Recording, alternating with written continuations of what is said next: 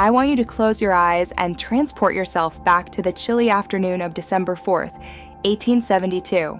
You are standing on the deck of a British brigantine called the Dei Grazia. You are sailing through the rough, choppy waters of the Atlantic Ocean, about 600 miles off the coast of Portugal. The captain, David Morehouse, is looking through his spyglass. He spots a speck on the horizon. As the ship gets closer, he realizes something is wrong. The ship is the Mary Celeste. He knows this ship. He knows her captain, Benjamin Briggs. They had dinner together in New York just a month ago. But the Mary Celeste is moving strangely. She is yawing back and forth, drifting with the wind, her sails torn and hanging loosely. There is no one at the wheel. There is no one on deck. It looks like a ghost ship. Captain Morehouse orders a boarding party.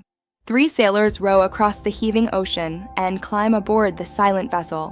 What they found on board has become the greatest mystery in maritime history. The ship was not sinking. In fact, it was in near-perfect condition. The hull was sound. The pumps were working. There was some water in the hold, about 3 feet, but that is normal for a wooden ship of that size. It wasn't enough to sink her. The cargo was extraordinary, 1,700 barrels of industrial alcohol, destined for Italy. It was valuable, dangerous, and completely untouched. This immediately ruled out pirates. Pirates would have taken the cargo, or the ship itself. The sailors moved to the captain's cabin. This is where the mystery deepened.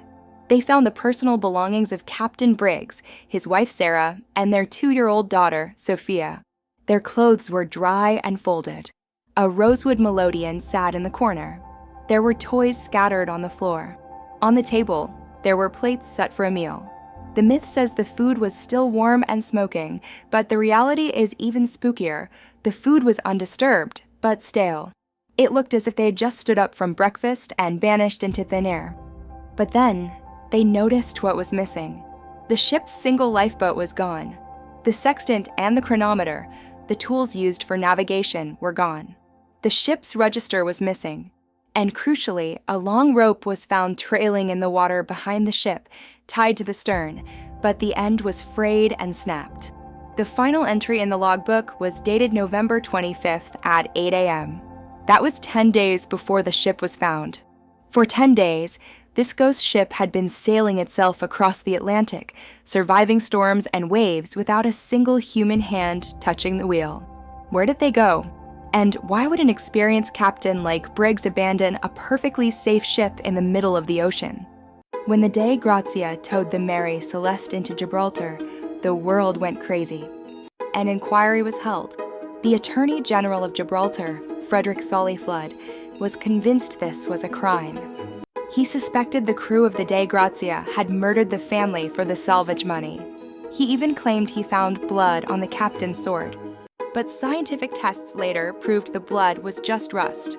The crew was innocent. With murder ruled out, the theory spiraled into the supernatural. Had a giant squid plucked them from the deck? Had they encountered a seaquake or a waterspout that panicked them? Or was it something psychological? There is a theory involving infrasound, low-frequency sound waves caused by distant storms that strike the ship's hull. These frequencies can cause extreme anxiety, hallucinations, and a feeling of dread in the human brain. Did the crew simply go insane from the sound of the ocean and jump? But modern science points to a different culprit, a culprit hiding in the cargo hold. Remember the 1,700 barrels of alcohol? When the ship was unloaded in Italy, 9 of the barrels were found to be empty, but they weren't punctured. They were made of red oak, a porous wood. It is highly likely that during the voyage, alcohol fumes leaked out of these barrels. In the heat of the Atlantic, these fumes would expand. Imagine the scenario. Captain Briggs smells fumes. He orders the hatch opened to air out the hold. Suddenly, a spark, maybe from 2 barrels rubbing together, or a static discharge, ignites the vapor. Boom. A pressure explosion. It wouldn't be enough to destroy the ship, but it would be loud enough to blow the hatch cover off and send a terrifying ball of blue flame shooting into the sky. Briggs, fearing the ship was about to turn into a fireball, made a split-second decision. He ordered everyone into the lifeboat. He didn't want to leave the ship completely. He told the crew to tie the lifeboat to the Mary Celeste with a long rope, a tow line. They would drift behind the ship for a few hours, wait for the fumes to clear, and then climb back aboard. It was a sensible plan. But nature is cruel. A sudden squall, a change in wind, or a heavy wave hit them. The rope, pulled tight, snapped. Imagine the horror.